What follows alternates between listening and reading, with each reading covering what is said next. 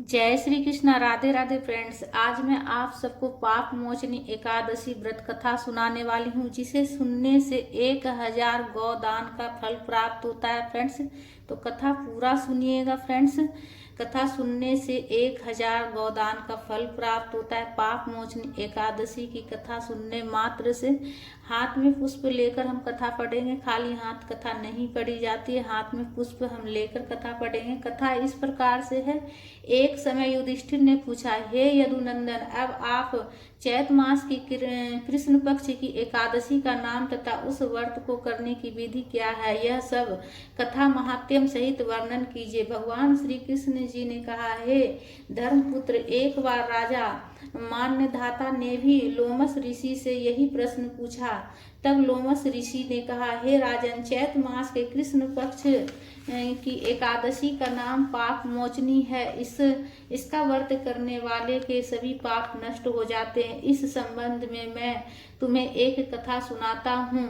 प्राचीन काल में चैत रथ नाम का एक सुंदर वसंत ऋतु युक्त वन था। उस वन में सभी गंधर्व कन्याएं विहार करती थी और उसी वन में इंद्र भी अन्य देवताओं के साथ क्रीड़ा किया करता था। हे राजन, उसी वन में एक परम शिव भक्त मुनि मेधावी तपस्या किया करते थे। एक बार एक मंजू घोषा नाम की अप्सरा मुनि को मोहित करने के लिए मधुर स्वर से गाना गाने लगी। उस समय अमन भी शिव भक्त मेधावी मुनि पर विजय प्राप्त करने के लिए प्रयत्नशील थे। तब कामदेव ने मंजू घोषा अप्सरा के भ्रू को धनुष बनाकर कटाक्ष की प्रत्यंशता चढ़ा उसके नेत्रों को संकेत बना और कुंचों को कुरी बनाकर मंजू घोषा को सेना नायक बनाकर मुनि के ऊपर प्रहार किया। उस समय वह मेधावी मुनि हृष्टपुष्ट तथा युवा थे और कामदेव के समान सुंदर प्रतीत होते थे। कामदेव के वश में होने वाली मंजू घोषा अप्सरा ने मधुर वाणी से धीरे धीरे वाणी पर गाना शुरू कर दिया। वह मुनि भी उसके सौंदर्य एवं गायन पर मुग्ध हो गए। तब मंजू घोषा ने मुनि को कामदेव से पीड़ित और अपने ऊपर आसक्त जानकर जिस प्रकार लता वृक्ष से आलिंगन करती है, उसी प्रकार वह अप्सरा भी उस मेधावी मुनि से आलिंगन करने लगी। मेधावी मुनि भी काम के वशीभूत होकर उस अप्सरा के साथ बहुत काल तक भोग करते रहे। एक दिन मेधावी मुनि ने मंजू घोषा ने कहा, हे नाथ, अब मुझे बहुत समय यहाँ रहते रहते व्यतीत हो गया है, अतः अब आप मुझे स्वर्ग जाने की आज्ञा दीजिए। अप्सरा के ऐसे वचन सुनकर मुनि ने कहा, सुंदरी, तुम अभी और आज इसी संध्या को तो आई हो, अतः कुछ समय तक मेरे पास और ठहरो, प्रातः होते ही चली जाना। मुनि के आग्रह करने पर अप्सरा ठहर गई और कुछ काल वहीं रहकर भोग विलास किया। एक दिन फिर उस अप्सरा ने मुनि से स्वर्ग जाने की आज्ञा मांगी। मेधावी मुनि ने कहा, हे देवी, अभी तो कुछ भी समय नहीं हुआ, अतः अभी कुछ देर के लिए और ठहर जाओ।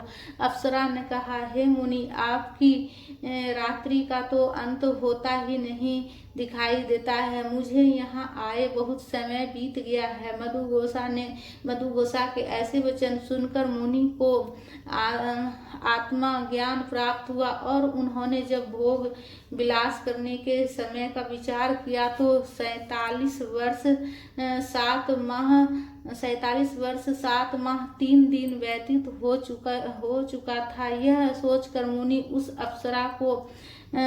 अप्सरा को काल रूप समझने लगे। तब वह अपनी सारी तपस्या नष्ट भी जानकर इस अप्सरा की ओर क्रोधित हो देखने लगे और उनके होंठ कांपने लगे और समस्त इंद्रियां थरथराने लगी। उन्होंने उसी समय उस अप्सरा को श्राप दे दिया, दुष्ट, तू पिशाचनी हो जा, तू महापापनी और दुराचनी है, तुझे धिक्कार है। मुनि के श्राप से वह अप्सरा पिशाचनी बन गई।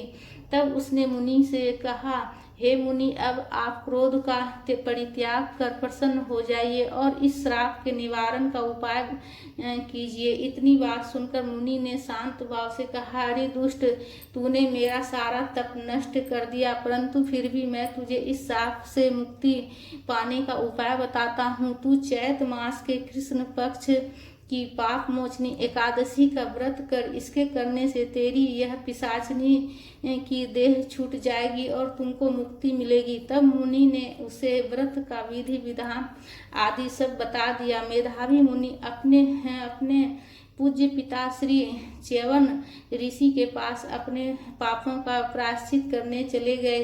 च्यवन ऋषि अपने पुत्र को देखकर बोले, पुत्र, तूने यह क्या किया? तेरे समस्त तप का अंत हो गया। मेधावी मुनि ने कहा, हे पिताश्री, मैंने बहुत बड़ा पाप किया है, अतः कृपा करके आप मेरे इन पापों को दूर करने का उपाय बताइए। च्यवन ऋषि ने कहा, हे पुत्र, तुम चैत मास के कृष्ण पक्ष की पाप मोचनी एकादशी का व्रत किया करो। इसके करने से तुम्हारे समस्त पाप नष्ट हो जाएंगे।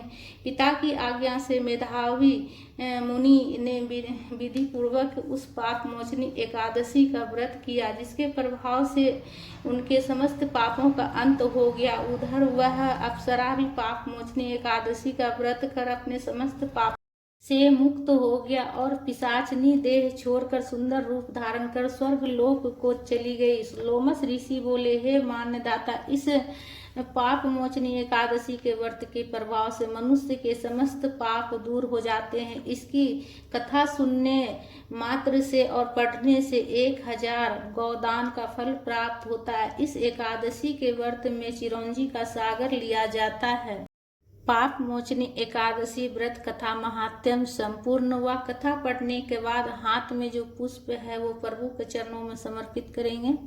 तो प्रेम से बोलिए विष्णु भगवान की जय, लक्ष्मी माता की जय। तो कमेंट में विष्णु भगवान जी की जयकारा जरूर से जरूर लगाइएगा फ्रेंड्स। विष्णु भगवान की जय।